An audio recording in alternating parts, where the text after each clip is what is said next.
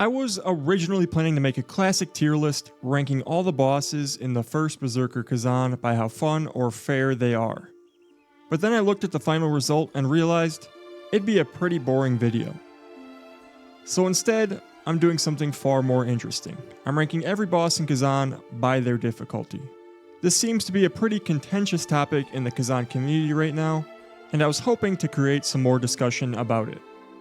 Because let's be honest, this game might just have the best bosses ever made. At the very least, it belongs in the same conversation as Dark Souls 3 and Sekiro. And in terms of raw challenge, Khazan might even take the crown. This list is all from the perspective of someone who played the game hyper aggressively and dual wielded on their first playthrough. That made some otherwise difficult bosses feel completely trivial and made some others much more difficult than they needed to be. But to keep things fair, I've went and beaten every boss at least multiple times and at least once with each weapon type. Just to really understand how each fight flows and where the pain points are regardless of build. So let's get into it. This is every boss in the first Berserker Khazan ranked from easiest to hardest. Yatuga takes the bottom spot for me. This is the easiest placement on the list and everyone knows why. He's the first boss and you can tell. He's designed to teach you the basics. Big windups, slow attacks, and not a whole lot of surprises. The first time I fought him, I died a couple of times when I was getting back into the groove of how to play a Souls-like. Mostly because I didn't fully understand how stamina and parrying worked yet in this game. But once it clicked, he went down very fast. I'm sure many people struggled with him at the beginning, but that's really just more about learning the game than the fight itself. After a few attempts, he stops feeling like a threat and starts feeling like a training dummy. He's a fantastic intro fight, but there's no way he ranks higher than last in terms of difficulty. Blade Phantom is definitely a wake-up call after Yatuga. He's faster, more aggressive, and actually punches bad timing, which caught me off guard at first. That said, once I adjusted to his rhythm, he didn't take too long to figure out. He's got a really flashy style and one of, if not the most beautiful fights in the entire game.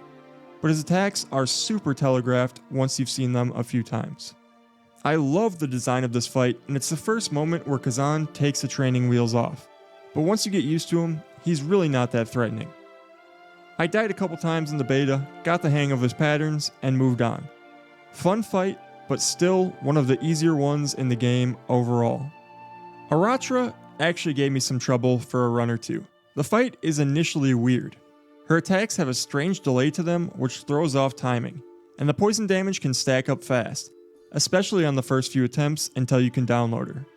Once you figure out you can just chop up her limbs, the fight becomes very easy, but it might take a couple of tries before realizing that. I think on replay, she's one of those bosses that goes from a 6 down to a 2 in terms of difficulty. It definitely wasn't the cleanest fight to beat, but as one of the bosses with the lowest health bars, it's pretty easy to pull up, chop her up, and be out within a couple of minutes. Shaktuka's a mid-game boss, so I was expecting more of a fight, but honestly, I beat him on my very first try. He looks wild and intimidating, like he's gonna tear you apart the second you walk in. But once the fight starts, it's mostly just a bunch of awkwardly timed swings that you can quickly adjust to. He fights very similarly to your basic bear enemies, and I find them to be very easy to predict with their very slow, delayed attacks. I could see the delays messing some people up, and if you stretch the fight out too long, the plague buildup could be annoying. But between dual wield damage and flash cutter, I was able to avoid that problem and kill him extremely quickly. For some reason, in the elite boss version of this fight, I did struggle a bit. But at the end of the day, any boss with very slow attacks is going to be much easier than the ones at the top. I found Shaktuka to be a nice reprieve from the hard hitters surrounding him and very much enjoy the dance of fighting this badass beast. But he certainly is not anywhere near the top of the difficulty chart. Bellarine is another mid-game boss, who despite her summoning magic, didn't pose much of a challenge for me. I managed to defeat her on my very first attempt. Her attacks are primarily magic-based, requiring players to stay agile and be ready for anything. However, I simply just charged her down and made mincemeat out of her, with little to no resistance. The community seems to have mixed feelings about her difficulty. Some players found her manageable, while others struggled. likely due to differences in playstyle or character build. I think that players who struggled were probably using the greatsword, which is a slower, more deliberate playstyle. I found that my aggressive dual-wield style hard countered her slow magic, much like it did with all the other late-game mages. This may be a controversial placement because I've heard people find Traka to be very difficult, but for me, I beat her on the very first try. Much like her mage friends, especially Bellarane, you can just play super aggressive and rush her down. I'm sure most of the people who struggled were using the greatsword, which is a slower, defensive playstyle that makes this fight much harder. With dual-wield aggression, she can't really do anything to stop you. Traka is a boss who wants to cast spells on her own terms. But if you play aggressive and take the fight to her, you can put the fight into your own hands. This fight heavily rewards confidence and relentless offense. That said, she definitely brings a lot of new spells to the table that might catch people off guard. So even though I smoked her, I still think she deserves a decent spot on the list. Also, since this isn't a coolest boss list, I'll just say it anyway. This fight was sick. One of the best arenas in the entire game, with some of the coolest visuals and abilities. Rankus is my personal favorite punching bag. I don't know what it is about this fight, but I can't help but love coming back to beat this guy up. I've probably beaten him more than any other boss on this list, and that may make me skew him downward just from personal experience. But even on my first run, I never really struggled with him. His first phase attacks are extremely slow and telegraphed, making them easy to dodge or parry. He often locks himself in place, making him easy to backstab, hit with heavy attacks, and permanently stun lock. With dual-wield blades, you can make Rangus' life a living hell, and delete half his health bar before he even gets to fight back. But he's not completely without difficulty. I would be lying if I didn't say how in the do I dodge this flamethrower the first couple of times I fought him. But as soon as you learn to simply sprint sideways, the hardest part of the boss is completely nullified. He's a one-trick pony, and that places him 11th on the list. Scalpel is the easiest endgame boss in Khazan. His fight really isn't terribly difficult or memorable for me, but his sheer tankiness and some sporadic awkward attacks are enough to keep him off the very bottom of the list. The two hardest parts of this fight, in my opinion, are his plague buildup and his final stand, both of which are quickly nullified with game knowledge. As long as you have plague potions, you can deal with that easily, and his last stand can simply be avoided by running while his health slowly ticks down. I didn't realize his health was draining the first time I fought him, which made it much harder for me. I only happened to notice when he killed me with 2 HP left, and then died anyway, which counted as a win for me. Once you know how his final form works, the rerun is much easier. That's why he sits where he does on this list. Volbino is the first boss in the game that teaches you that status effects are no joke. From the moment he sparks up that nail, to playing the floor is lava with him, you realize that you need to learn how to dodge or you will suffer. He definitely knocked me down a few times, and that was the point. You can't just brute force through him with reckless swings. He's a teacher with a great design and some hard-hitting moves. That being said, once you understand and conquer the status effect mechanics, he becomes a rhythm game boss. His attacks are slow and very telegraphed. He doesn't really mix things up, so the moment you lock in and focus, he becomes very manageable. Princess Elena doesn't really do anything new, but she does everything very fast. She hits hard, dodges your attacks, and builds up chaos like crazy. That alone makes her pretty tough. She's mostly just a reaction time test. If you can guard her abilities and drop her stamina, you can overwhelm her with aggression. Once you stagger her, it's over. If you're careless, the chaos buildup can ruin your run, but at this point in the game, you've seen this kind of kit before. So if you learn from previous fights, she's not too bad. A fairly easy endgame boss, all things considered. Earlier, I mentioned that some bosses were easy because of my dual-wield playstyle, and others were harder. Elamaine is that harder. She turns your aggression against you. She smacks you in the head, stabs you in the gut, and rains down lightning for good measure. Like Hismar, she forces you to fight on her terms, but unlike him, her attacks are fast and hard to read. She demands a slow, precise style of play, which doesn't mesh well with dual blades. I'm sure greatsword users might swap her placement with Traka, but for me, She hard countered my approach and earns her a high spot on this list. Hismar is the king of slow, hard-hitting bosses. In my opinion, these are the easiest kind of bosses, which is why despite Hismar being the third to last boss you fight, he's actually only 5th on my difficulty list. Bosses like him are rhythm based. Once you learn the pattern, it's just about not screwing up. The problem is, you can't dictate the fight's pace. You can't hit him unless he gives you a window. And when you do get that opening, one mistake can cost you everything. The fight becomes a long, tense test of consistency, and if you misstep once, it's over. That's enough to place him 5th on this list. As a side note, let me know how you feel about Hismar in the comments. I still think dragon fights and Souls games rarely land well. Outside of the spectacle, this one isn't super fun for me. My favorite fight in the game lands at number 4. The moment that soundtrack hits, you just know it's about to get serious. Reese is basically a slightly easier version of her boyfriend, who we'll get to shortly. Her first phase is full of wild, zone-controlling spells that punish bad positioning. Greatsword users probably had an aneurysm trying to deal with her mobility and zone control spells. Her second phase ramps things up with stronger melee attacks and chaotic zone-controlling spells. Her awkward wing attack timing mixed with spell pressure and flying mobility make this fight incredibly dynamic. But she does have one very big Achilles heel. Her burst attack is very easy to punish. If you miss it, your run is probably over, but she throws it out so often that once you got the timing down, you can turn it into free damage every time. For this fight, I actually think it might be possible the counterattack armor set is the best pick you can make. Overall, this fight is beautiful, balanced, and fun.